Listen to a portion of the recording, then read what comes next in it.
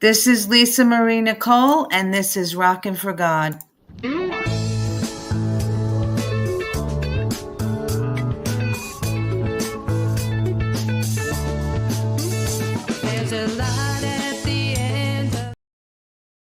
Hello, everyone. Welcome to Rockin' for God with Lisa Marie Nicole. Today is Sunday, August 24th.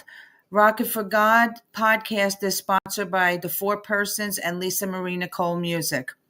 So I just want to say thank you to everyone who voted for me for the all the awards that this podcast is nominated for. I'm just blessed by that. The Spin Awards will be coming up soon, and I can't wait to see if I won anything for this.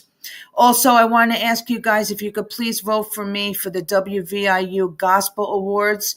I am nominated for Christian Contemporary Artist on the Rise. You could go to WVIUwebradio.net.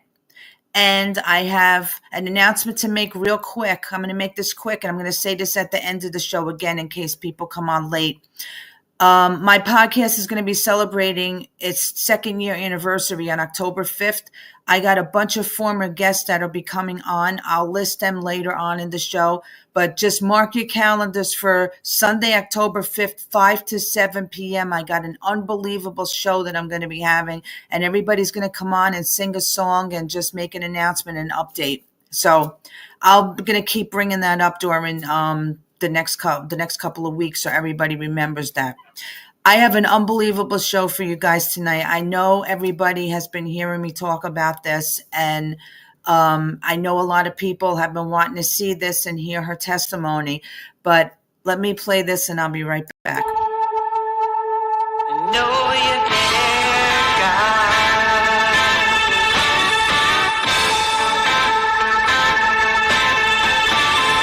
Sometimes I feel alone, even when I'm not. All the troubles in the world, I think. Hey everyone, welcome back. If you're just joining me, this is Lisa Marie Nicole and Rockin' for God. I have a very special episode tonight. I'm going to do as little interruptions as I can. So let me bring my guest on, Annetta Caldwell, and she's going to say hi. Hi. Hey. How are you? Yeah. Thank you for coming on the show. Thank you. Thank you for having me. You're welcome. So name's Annetta Caldwell. I'm in Chesapeake, Virginia, and I'm a new author and dancer and speaker. So God's opening the door with these new things that just happened. That's great. And I'm just going to ask you a few questions, and then I'll get into a couple other things you want to speak about. So okay. How long have you been dancing for? Oh, gosh. Since I was a teenager, I basically went into a dance studio on my own because I saw the Nutcracker and it inspired me. And so I came in, and as a teenager trying to dance, I was like, I've never danced before, but will you guys let me dance? And they're like, well, you're going to have to go with like the 5-year-olds. I said, that's okay. So I came in to dance, and they taught me a whole bunch of stuff with, ballet and different things. And I had to do my first recital with like 5 and 6-year-olds. So I was the tallest one, but it was still a lot of fun. Did you, when you first started dancing, like, was it contemporary or like, did you pick the style that you wanted to do? Yeah, well, it started out with ballet because, like I said, I saw that Nutcracker and I was super inspired. And my boss is the one that took me there. So I was like, oh my gosh, I want to be a ballet dancer. And then whenever I went to missionary school, which was, it was probably like a year later. It wasn't that much later, but I went through my discipleship training school with Youth with a Mission and then School of Evangelism. But then there was a School of Performing Arts. And that's where you learned about hip hop. You learned liturgical, learned ballet, all of it, and learning how to use those skills to glorify God and to do ministry. And so we went to Hollywood and got to go on the streets out there and pray for people, and then use like the arts to be able to take down those walls that people usually have up. So it's like, because like with music or dance or any of these things, people's walls usually come down, and then they receive things better. And so that's what we noticed, is like people were like open to the gospel after seeing us perform and do the dance and everything. So you perform all over then? Do you go out of state at all, or do you go like different places, like countries or anything, or? Well, with Youth with a Mission, I went to Thailand. Oh, Uh, wow. but it was that one wasn't School of Performing Arts. That was my discipleship training school. So we spent like several weeks out there, and we did do a little bit of performing arts. But as far as the school, we stayed like in the United States. So that was our main focus, was Hollywood, different parts of California, and going to churches and partnering with the churches to be able to use the arts in their areas and stuff.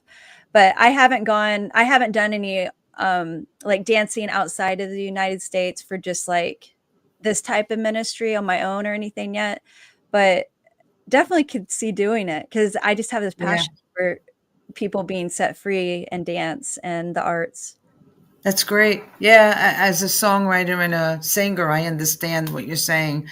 It's all arts. It's all almost, in the same category, basically. What when you dance, what emotions does that stir up inside of you? Like, how do you Well, feel when you're doing that? I feel free, and I feel close to God, and I feel like um I feel like right now I've had a lot of freedom. I used to have a super big fear of man, and he had to set me free from that, because it would show up in my dance. So I would try to dance, but I was still inhibited on how I would do it, because I was worried about people that were better than me, or that had more skill set, or have been dancing since they were like 3 years old. And so Mhm. God had to really break me out of that and realize that I could dance for him. And regardless if I was highly skilled or just a little bit, or like me, I'm kind of in the middle with my skill set, but he still uses me to be able to express what I'm feeling, express worship. And I just love it. I feel like a little kid. Like I spin around and I'm like, ah. There's so That's much, I great. feel so much joy. Yeah, that's great. I mean, there's nothing better than doing what you love and Mhm. doing it for the Lord. So if you're blessed with that talent and you're using it to glorify God, there's nothing else better in the world than that. And Yeah. that's great that you do all of that. I mean, I don't think I've met anybody that does dance like that. That the way you do it. So you do all genres then? You do all genres of, like, you sing, or is I it just Christian? well, I've done hip hop a little bit, but I'm not like, I like secretly really like rap music and like that kind of That's stuff. okay. You can say that.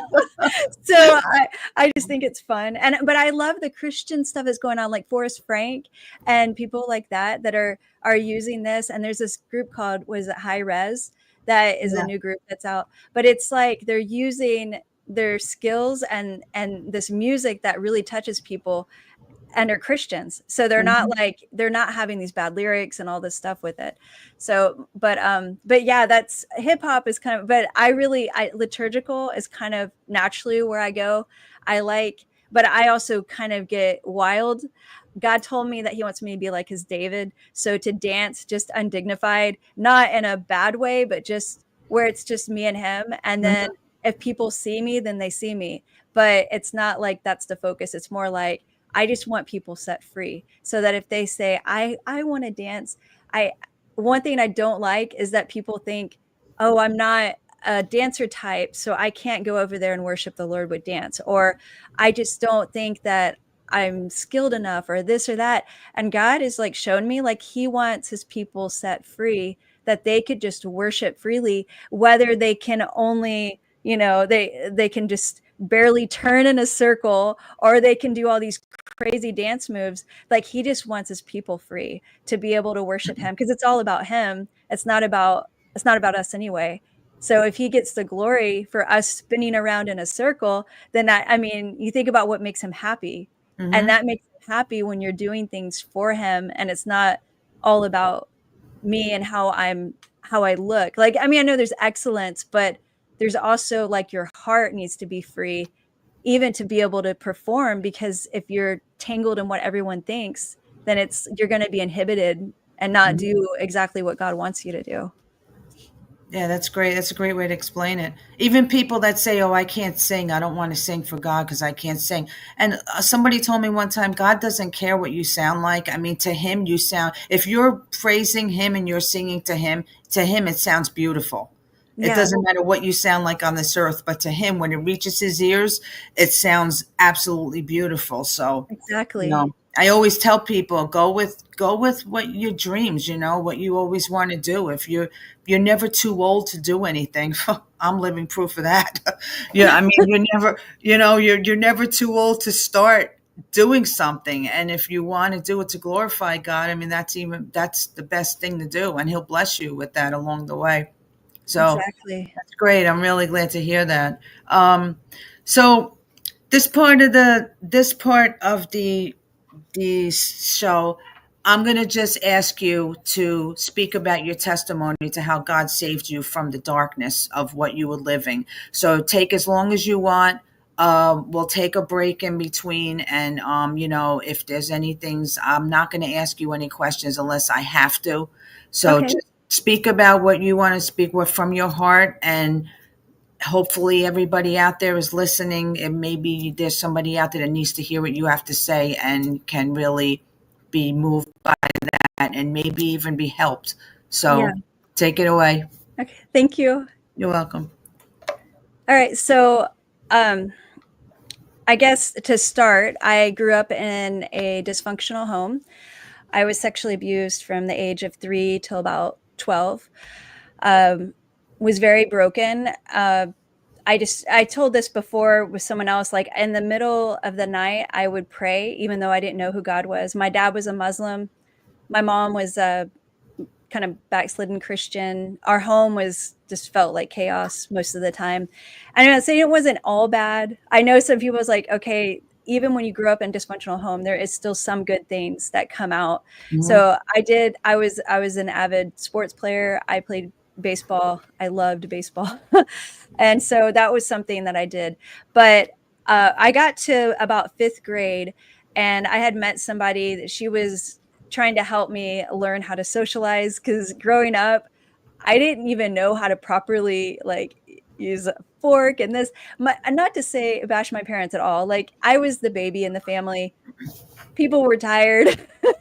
So, I didn't know how to do a lot of things. And so my friend was kind of like a mother hen to me almost. Like, she's like, you need to do this and wear makeup like this or whatever. And I went to her house one day, and she said, well, my dad has this liquor cabinet, and why don't we go try it out? And so I did, and that was, like I said, fifth grade. I drank, and I was like, oh, it Mhm. awakened something in me. And I knew that right there, that was something that I kind of liked. It was something like an escape. It was exciting. And I was just trying to figure out what I was supposed to be doing. Like, I was so broken all the time with what was happening in my home, that it was like anything that I could latch onto, I would. And so that was one of those things where it's like, okay.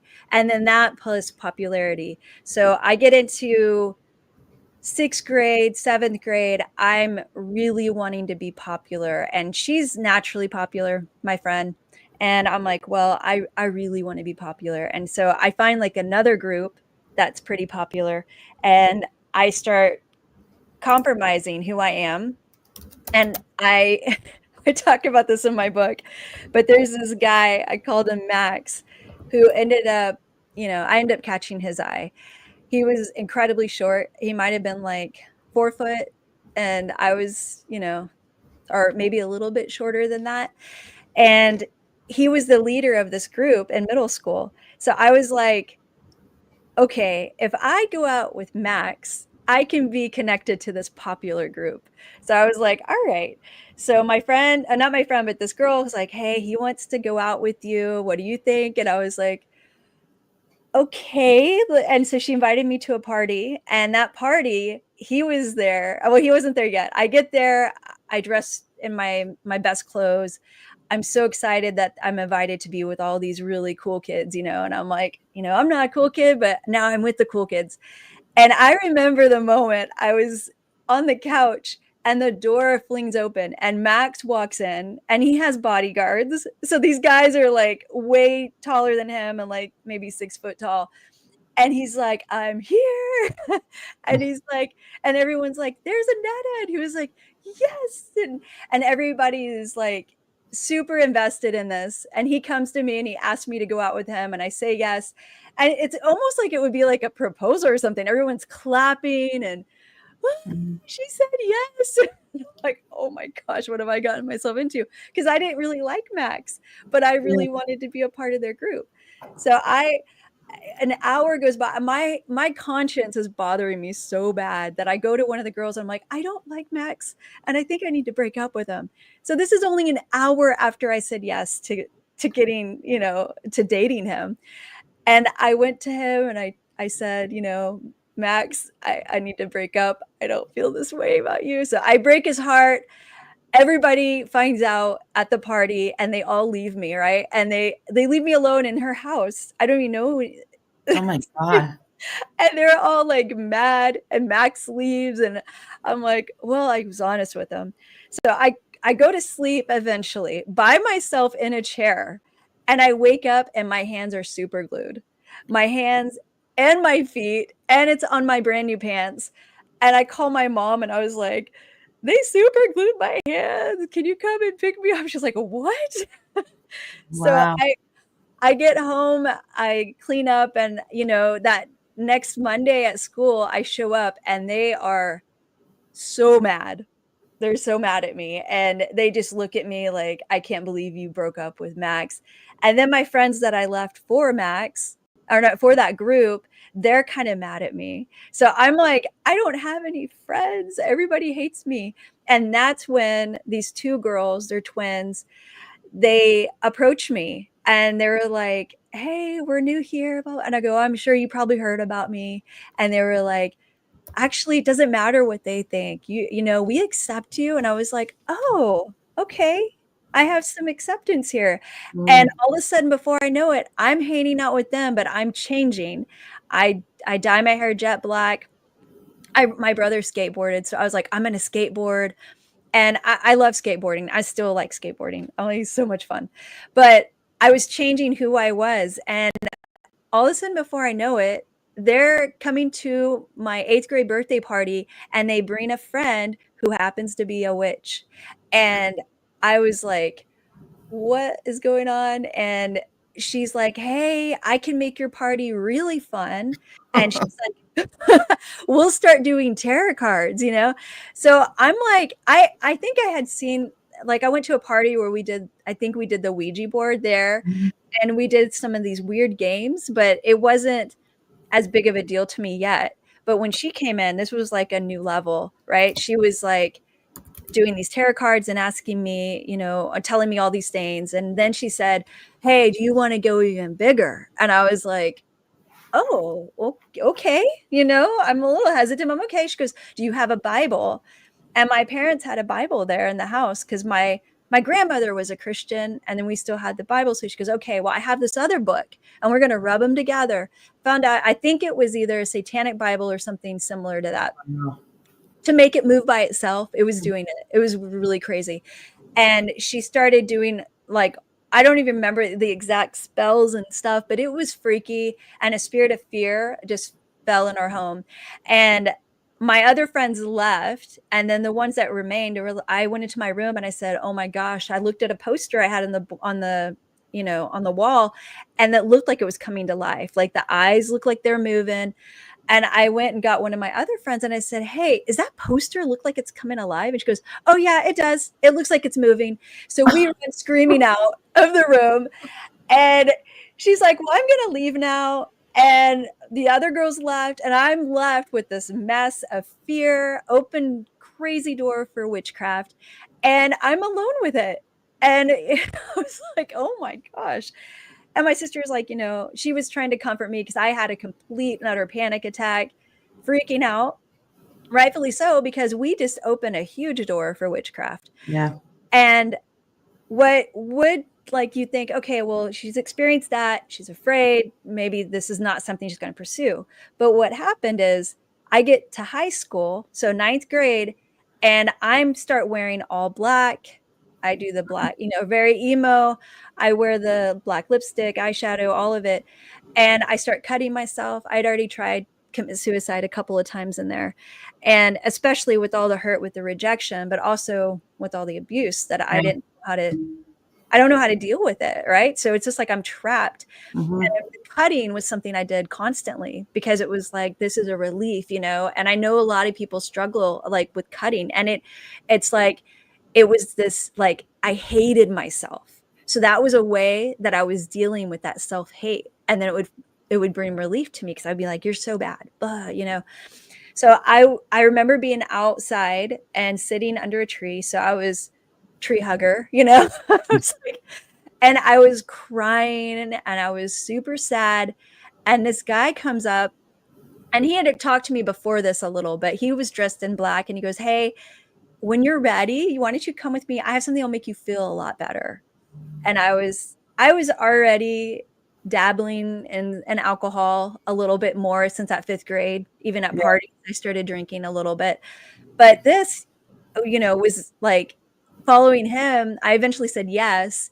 And they were all emo. They were all dressed in black, but they're introducing me to more drugs. Now, those twins, they were doing cocaine and heroin. And I didn't do the cocaine and heroin, but I found other things to snort. So I was already opening a little bit of the door, but not the harder, I hadn't done anything, the other stuff.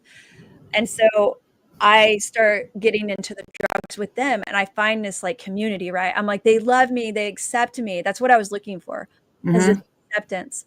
And it gets to where we're hanging out all the time. And then I find out that they have a party for me to go to.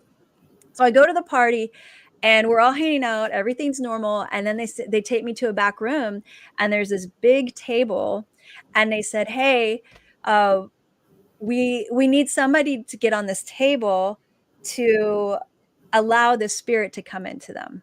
Oh my God. Really, really satanic stuff, right? And I'm like, okay, I'll do it. Like, what?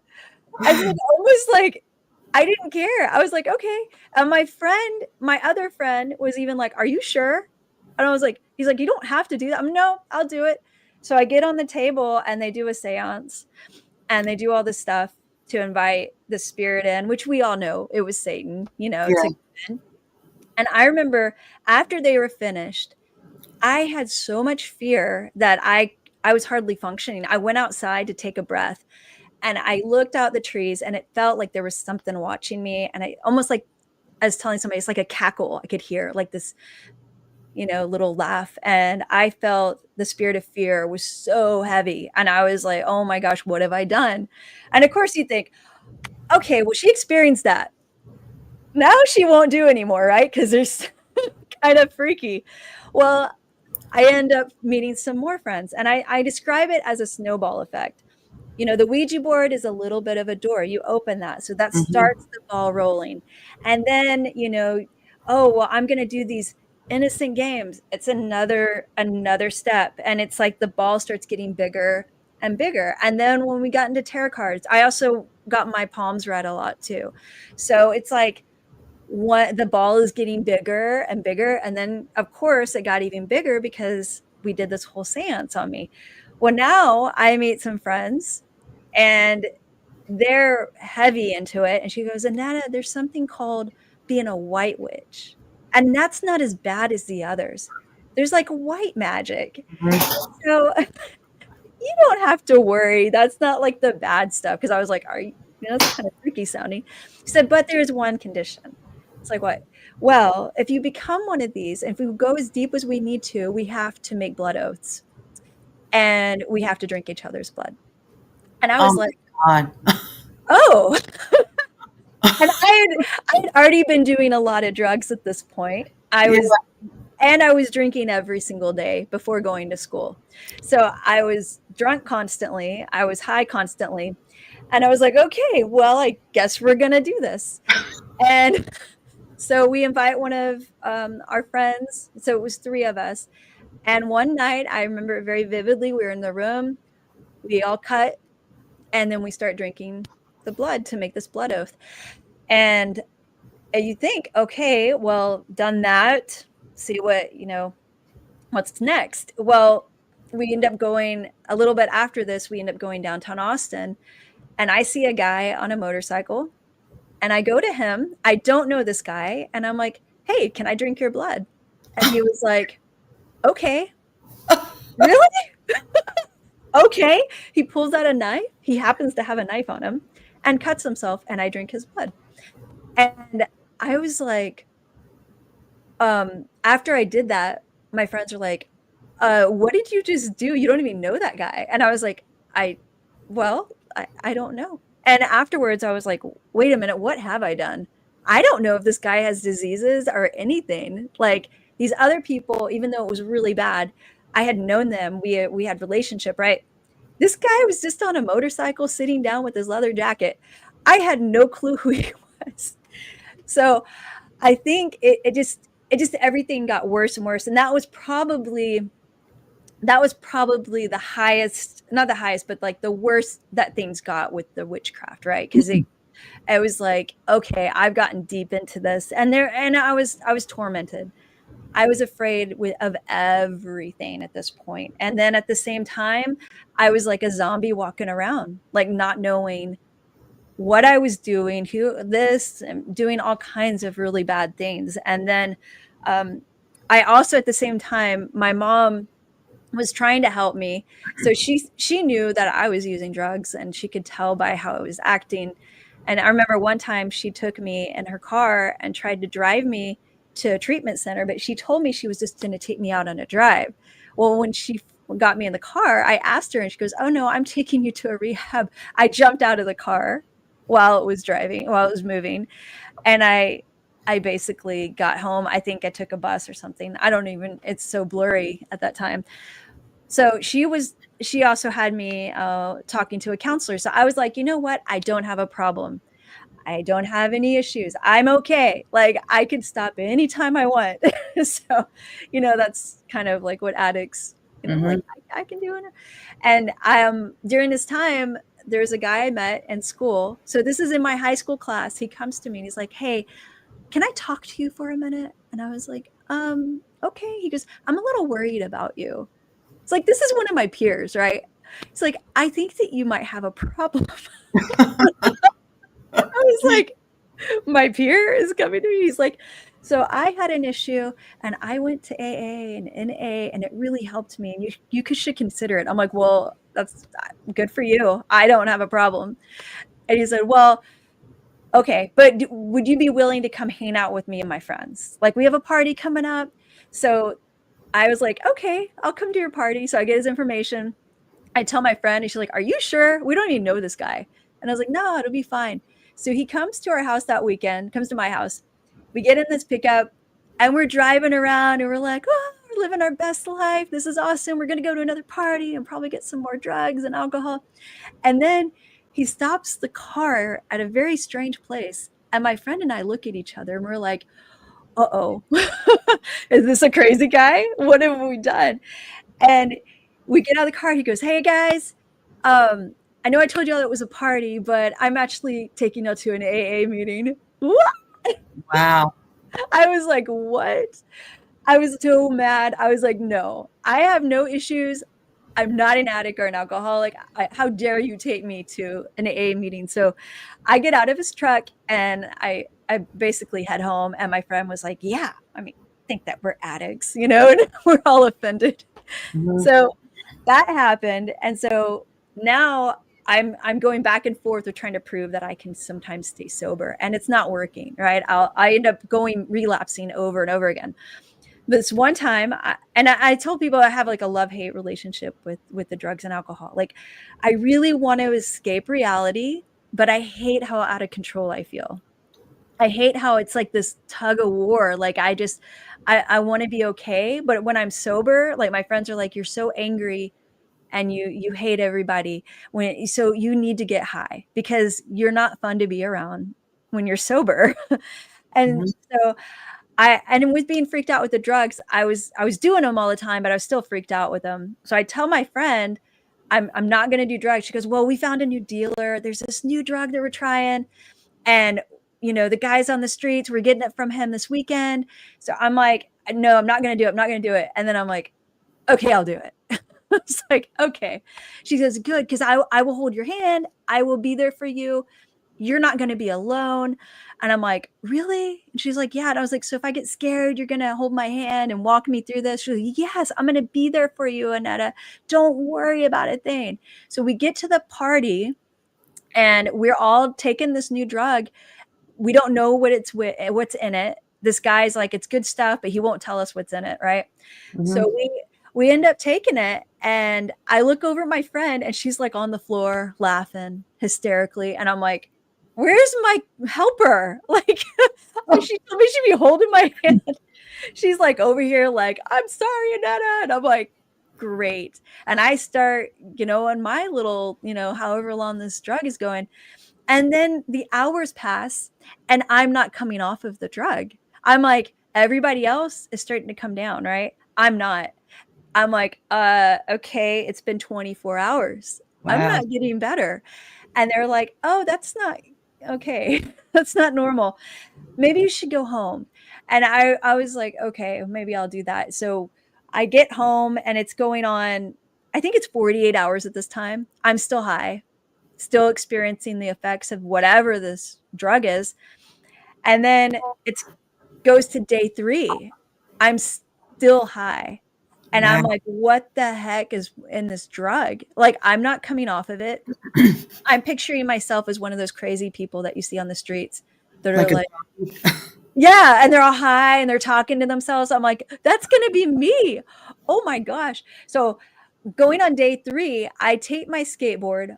Why on earth I take my skateboard? I don't know, but because I'm high, I'm like, I'm going to go downtown Austin on my skateboard. So I go downtown, I get on my skateboard, I'm riding around, and I stop. And I look up and I say, God, I'm freaking out. I was like, if you are real, you need to help me. Like, I pray it out, right? And I look around and all of a sudden I realize I'm in the same spot that guy took us to for that AA meeting. I didn't even realize I was there. And all of a sudden I look up and there's the building. So I walk up, introduce myself, and I'm like I said, I'm high, and I'm like, I'm high. I don't know what to do. I want to get sober. And they're like, you are totally welcome here. And they all hug me. They're hugging me. They're telling me, keep coming back. And that starts my journey in AA. And that was the last time I drank or did drugs. And so it was like this journey of getting sober of, I was the youngest there, young teenager, and they still welcomed me. Some of them were like, are you sure you're a drug addict? You're so young. But I was like, no, I'm an addict, an alcoholic. And I finally admitted it. And during that time, like, God is showing like that I can't get sober without him. So I admit I'm powerless, right? I'm powerless over this. Unless you help me, God, I can't get sober. I can't get rid of this high. I can't. And as I accept that, all of a sudden, like, the next day happens and I'm sober. And then it starts growing. The next day I'm sober again. I keep coming back. But then they start talking about who God is. And I'm like, okay, I don't think God is a doorknob, right? And it's not to be mocking people, but they say a God of your understanding, right? And they do that. I understand why they do it, because they want people of all different beliefs to come in and know that there's a place you can get sober and a higher power. A higher power. Yeah, the higher power, right? And so, but I wanted to know who God really was. And so I was like, God, I don't know who you are, but I want to know. And please show me who you are. And I had to get a sponsor. And I was like, God, show me who the sponsor should be. I'm praying random stuff. I get on my knees. I'm like, whoever you are, can you help me? And this one day I come into an AA meeting and this lady is glowing and she looks so peaceful. And she just raises her hands and she tells who she is. And as the words are coming out of her mouth, it's just like this it's almost like honey. It was just so sweet. And I was like, I want that. I want that peace. I want what I see just oozing off of this woman. And I approached her and I was like, hey, would you be my sponsor? And she's like, maybe. She goes, let me just, let's see how you are. And she didn't tell me this till later, but she didn't think I was going to make it because I was still having tremors. I was still struggling, even though I was sober. And one day she saw me, because I would just get on my knees at random places. So I was like in a parking lot and I got on my knees and I was like, God, I don't know who you are, but please help me. And she was driving her car, and I'm telling you, I didn't see her, but she saw me and she goes, okay, she's ready. I'm going to be her sponsor. So that was what showed her that I meant business, that I wasn't just playing around. Like I really wanted to get sober. And she started, walking me through things. I had to let go of my old friends. That was horribly hard because I had to shut the door on all my friendships, because every time I stayed with these friends, I would get high or I'd go get drunk. And so there was no way to make it work at that time. I was People, so weak. places, and things. People, places, and things. Yeah, you need to be starting your life and get away from Exactly. that. Yeah. So I was starting afresh, and then I remember she was telling me, as we're working through these steps, like I think this was like 4th step or something. It's like you confess everything to somebody, and I'm telling her everything. And after I get done, she looks at me and she goes, Annetta, the only thing that's going to set you free from all that fear is Jesus. And I was like, huh? Jesus. I was like, what?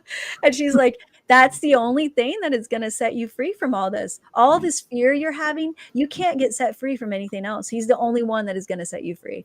And I was like, oh, well, I'm going to think about that. I was like, I don't know about that. And I spent time just like thinking, praying, right? I was like, God, whoever you are, I was like, I need to know if you're real. And this is a crazy story. I get on the bus and this lady in all white and long blonde hair approaches me, and everybody doesn't even pay attention to her, right? I'm looking around like, does anybody see this lady that's dressed in all white with a blonde? And she just is like, hi. She goes, have you thought about Jesus? And she's just talking to me about stuff. And I'm like, oh, that Jesus word again. What is that? Yeah. And I was like, well, I'm still thinking about it. And she's like, okay, well, you think about it, and I don't remember all the advice she was giving me, but she talks to me for a while and then she gets off the bus, and it seems like Jesus is around everywhere, right? I'm hearing about it. And I'm like, I don't know about Jesus. I don't know if I want to do this. And I'm processing with my sponsor, and I'm like, I don't know. This is the only thing. And then I get on the bus. This is probably like another week. And who shows up?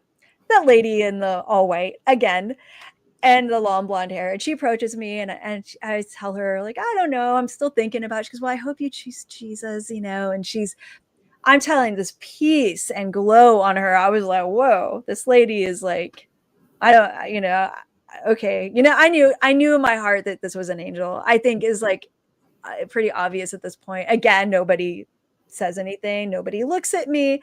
Nobody looks at her. I'm like, does anybody see this lady that I'm talking to that's dressed in all white with a long blonde hair? And she's like, just think about it. God is ready and waiting. And so I end up, she gets off the bus stop again, off the bus, and I go home, and I'm still like, God, I don't know if this is you. I need to know if this is you before I really give myself to this. And I'm still going to meetings and everything. And one day I decide, you know what? I think this Jesus is the right thing. I think this is who God really is. And I know all the steps to it, like that I'm supposed to pray and confess that Jesus Christ, he died on the cross, he rose from the dead, and that he can come live in my heart, right? So I find a random parking lot in the middle of the night, right? Still skateboarding around everywhere. And I'm like, you know what? I'm going to do it. And so I get on my knees and I pray, and I'm like, God, I can't do this on my own. I need to know who you are, but I confess that you are that you are Christ, that you are Jesus, and that you died on the cross for me, and that you rose again. And I asked that you'd come and live in my heart and help me. And I look up and it looks like the clouds separate. It was the weirdest thing. Like there's like the moon's out and and I was like, oh, well, that's interesting. And I'm like, okay, well, I just decided to accept Jesus. And I walk away and I'm like, I just accepted Jesus. I just accepted Jesus. And I tell my sponsor, she was like, that's so great. You're now in the family and you're a Christian and we're sisters. And she's so excited. And, you know, either a couple of days or a week, whatever, I don't know the time frame exactly, but a little bit later, I get on the bus and who comes along? The lady in white. And she has the long blonde hair, dressed in all white. And I said, I decided to follow Jesus. She's like, oh, because I can tell. And she was like, that is so exciting. She goes, I have the Bible to give you. I'm so happy that you decided to follow him. And she gave me a Bible, which, by the way, I lost it. I have no idea where I put it. I was like, why did I lose a Bible that an angel gave me? But she's like, I'm so happy you did this. And here's some verses to look through and make sure you're spending time with him and having quiet times. Anyway, I get done talking to her. She gets off the bus and I never see her again. Like ever. Like she was on the bus 3 different times to talk to me. Never saw her again. And I was like, wow, God. And so I go from there, get baptized with I'm now accepted into this new, but my sponsor invites me into their Bible study because I decided to follow Jesus. It's like, you know, it's reserved for when you decide that you want to follow him, you know. And I start growing there. And then I realize God's calling me to the mission field. And so I end up taking a trip to Venezuela. I open a magazine and I find a place and I'm like, well, I guess I'm going to Venezuela. And my family thinks I'm crazy and don't know what to think of me because I'm sober. I'm a Christian now, and I'm going on crazy mission trips. And that was also the time when I started dancing. And then I went to Youth with a Mission not too long after that. And it's just God just totally, you could see a picture of me like before, and I have it in my book, like when I was all drugged out in high school. And then, but there was a picture a long time ago, you saw that my face was like glowing and shiny. And it was right after I accepted him. And I was like, you could see this like visible, you know, visible difference. And so, yeah, that was how God literally pulled me out of that pit I was in with the witchcraft, drug addiction, alcoholism, and then started me on this journey with him. And it hasn't been easy. I've had to go through all kinds of stuff to deal with all the stuff that started this, right? Because the enemy wanted to destroy me from the beginning. Because I mean, being abused from the age of 3 to 12, I mean, your mind, I mean, it just goes crazy places. And I was hurting so bad. So he brought me through this process of healing and showing that he's a good father. Oh, see, I feel that he's a good father. And he's not mean and like handing things over you. He loves you and he wants what's best for you. And I didn't have that growing up. My dad was not, he didn't do the greatest with me when I was younger. And I thought God was mad at me all the time. And then I thought that he was abusive, all these things. And so having that mentality, it's really hard to trust. But he started showing me, I'm trustworthy. I'm trustworthy. I'm trustworthy. And he'd start proving himself. He'd answer prayers over here. Like he started answering prayers where my mom would see it. And my mom was like, oh my gosh, that was crazy. This one time I was like, Mom, we have to stop the car right now. And she was like, why? I go, God told me to. So we stopped the car. She goes, and I go, we're supposed to go in that store. And she was like, okay. And I go in the store and it's my old teachers in there from whenever I was doing bad. And she goes, I didn't know how you were going to do. And this is so amazing that your life has been changed. And I was like, God did it. And then there was another person in the store and I'm like, God changed my life. And I started like witnessing to like people that saw me from my past. And my mom was just like, oh my gosh, like God is real. Like it was like in right there, like he was showing himself, not just to me, but to my mom, because what are the chances of me having to say, let's stop the car. I have to go in that store. And it happens to be my old teacher that saw me when I was messed up with stuff. I mean, that was before I got into hard drugs, but I was still in a really bad place. And then the other person too. And I was able to witness to them. And I'm like, God is so, like, he was showing himself, like, all these prayers being answered. Like, I'm real. You can trust me. You know, you can trust my heart. You can trust that I'm looking out for you. You can trust that I am who I say I am. I'm not some, you know, foreign God over here. Like, I'm intimate. I'm close to you. I want to answer your prayers. I want to show you my love. And he's basically, since then, he's been wooing me. And I think and he does that with us, right? He wants us to know that we can trust him. And so sometimes he answers prayers, not just because this is the plan, but sometimes just to say, I love you and I see you. Yes. Like, and I like you. You know, like, I love the desires in your heart. I want to give you things because I like you. I delight in you. And even just where he answers these prayers, it's like, oh my gosh, he sees me and he loves me, and I can sit on his lap and be comfortable and not have to worry. You know, I can let go and trust him. And so it's been a journey of getting to this place. But I was going to say, even a couple of years ago, I went through deliverance because of some of those things that I opened the door for. I still was having some stuff even as a Christian, and God had to, you know, he helped me get set free from even more things, generational things that were there. So if that made sense. That's an unbelievable testimony. I mean, I have to ask you a couple of questions. Yeah. Because first of all, you know you're going to get attacked more now because of you basically threw Satan to the wayside and went to God. And all of this is a testimony to how God, if you believe in him and you live for him, I mean, it's a testimony of what he does in your life and what he could show his power of what he can do over you. But are you still getting now to this day? Do you still feel that you're getting like any kind of, I'm not saying that you're going to go back to where you were, but do you fight also off like evil thoughts or anything now to this day?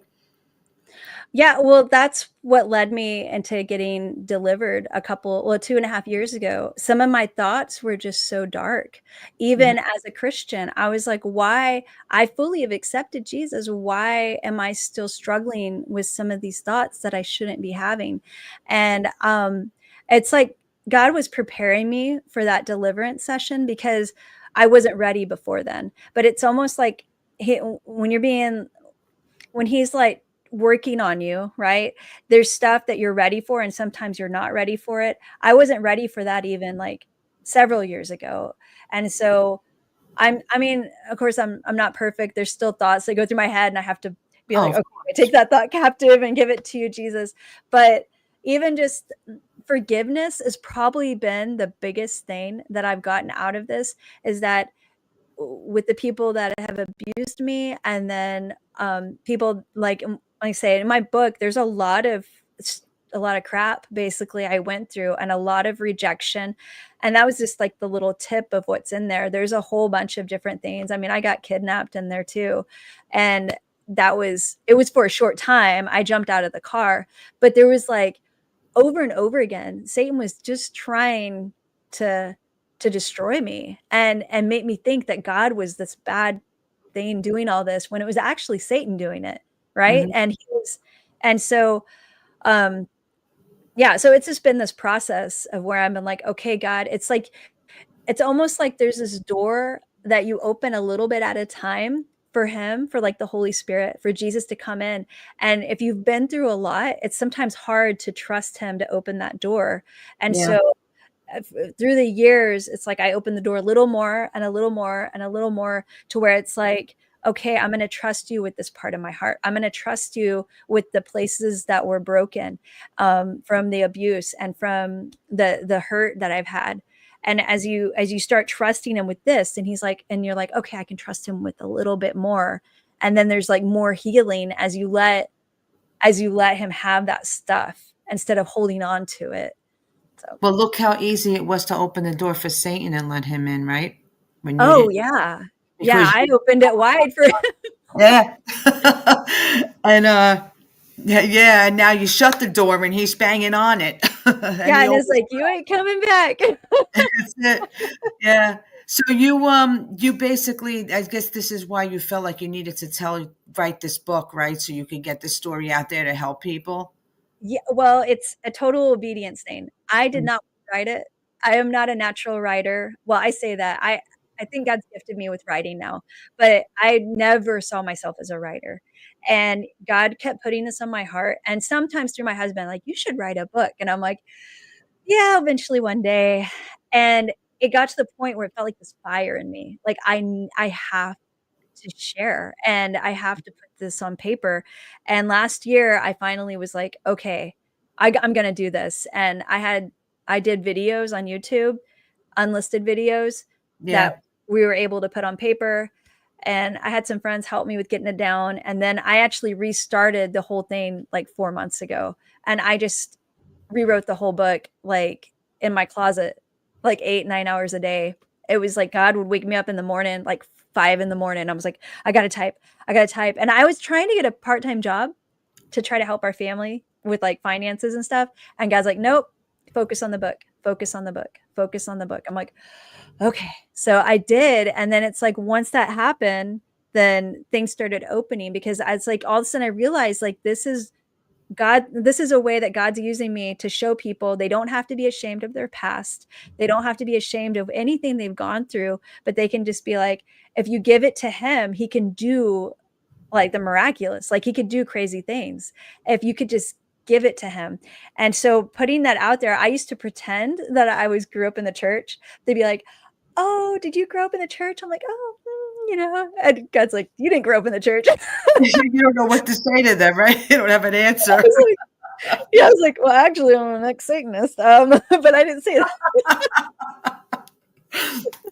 So once he took the shame away, then I just put it all out there. I'm like, I'm gonna put everything because it's not about me, right? So if people judge me from what I've done, then that's between them and Jesus, or them and God, because what he's taken me from, I can't help but share it Yeah, because it can give hope to people that you to can share. actually get out of it. You can get out of this stuff, Yeah. you don't have to stay there. My husband said the only things you can't heal are the things that you won't give to him, Yeah. Jesus. Yeah. And do you plan on writing another book? I Or you do actually. do? There's gonna be a part 2, and I feel like there's gonna be a devotional also. Oh, good. That's Yeah. great. I'm glad to hear that. That's an unbelievable story. That's an incredible story, and I really want to thank you for coming on the show and sharing with everyone. And it's everybody needs to go get her book. I have the page. I'm going to run on the bottom here. And your ministries is you have your own website for the ministries, right? Mhm.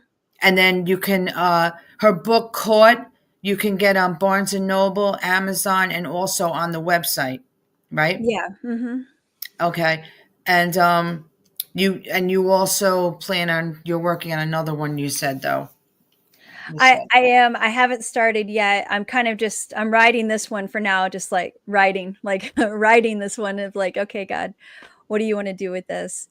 And then eventually, once there's a few things we're waiting on, promise wise, and once those things are fulfilled, I feel like that's when the second book is going to be written. And so I don't know if it's in the next few months or year, but I know it's coming. So Well, that's great. That's really great to hear, and I'm so proud of you for what you've been through and thank how you. you came out of that. I mean, that's an unbelievable testimony as to how God works in our lives when we just let Him and we trust Him. Yeah. And there's so much evil in this world right now. So to hear something like that, that's good, is great to hear that. And I hope anybody out there that is struggling with any kind of addiction in their life that they hear this and because being addicted to Satan is another addiction. I mean, there are people that are addicted to that. Yeah. That's another Satanism that's sick. I mean, there is, people that are, and they can't get out of it. And, you can step out of the darkness and into the light. So I'm really glad, hope that this testimony that you told and your book is going to really help people that are struggling with a lot of things in their life. And can you let everybody know your social media, how to follow you, YouTube, everything, all of those things? Yeah. But if you go to From the Flame, so it's ftfministries.org, it has all of the links to my social media on the bottom. So there's a YouTube channel, Instagram, I have TikTok, Facebook, just all of them. And I mean, it's my name, so Annetta Caldwell. But like I said, if you go to my website, you can click on there and it'll take you directly to each one of my social medias. That sounds great.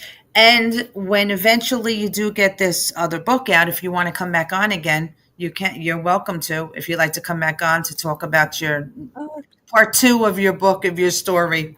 That would be awesome. I'd love to have you back whenever that will be. Hopefully, God willing, I'll be doing this for a long time, so I might be here. That would be awesome.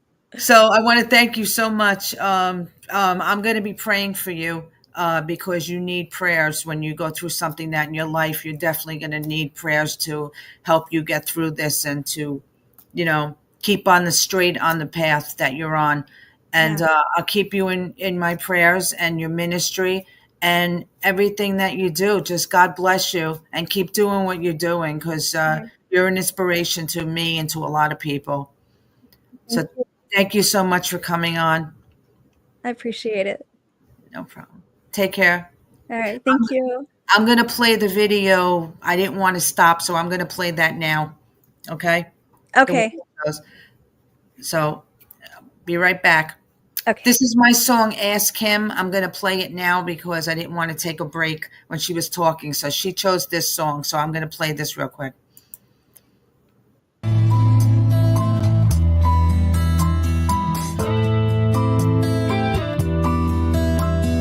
If you're alone in this world, believe in the things that you've been told, that God will be there to provide His mercy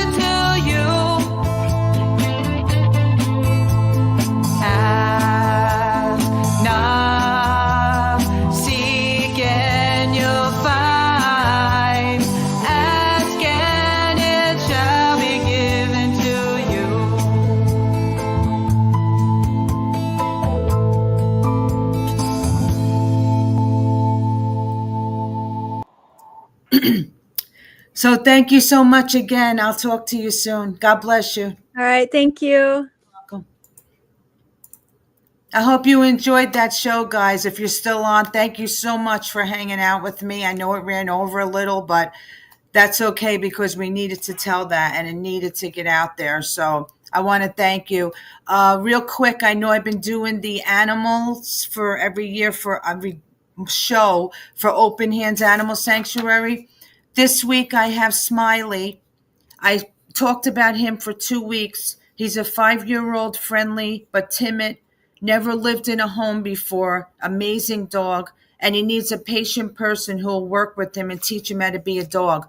I am so blessed to say that the other dogs are pending adoption. He's the only one left. Look at that face. If you like Rottweilers or you can maybe help them out, he really needs a home. He needs somebody that will spoil him and a place, a couch he could lay on, and some place he could call home. So if you cannot help this dog and you want to donate to Open Hands Animal Rescue, you could go to their website, openhandsanimalrescue.org, or you can follow them on Facebook. They have a Facebook page, and you can contribute any amount that you want to them because they really need the help. They do so much for these animals. And I thank you so much for anybody that contributes or helps them. Real quick, I just want to say my show's coming up. I have August 31st, I have Andrew Jones. He is a military veteran. He will be on to discuss he has a podcast also. He will be on to discuss his story with PTSD and everything else. And that's going to be another great show. September 7th, I have Deacon Havelberg Sivers, my buddy. He's coming back on to have a fiery show, and the dynamic Deacon will be on. I'm going to just stop right there because I have a bunch of unbelievable shows coming up in September. I'll get back to you guys and let you know. And if you missed the beginning of the show, my 2-year anniversary celebration for Rockin' for God will be October 1st. I'm going to have the list of all the artists and the people that will be coming back on. They're all going to come on and do one song. They'll have 10 minutes to do an update. And these are people that were on 6 months up to 2 years when I started this show. So I'll let you guys know about that next week in the next show. So thank you so much for your support. Thank you for watching this show, for supporting the artists. Please go to their websites, get their merchandise, their books, and please support them. Thank you so much, and God bless you, and have a good week. I'll see you next Sunday.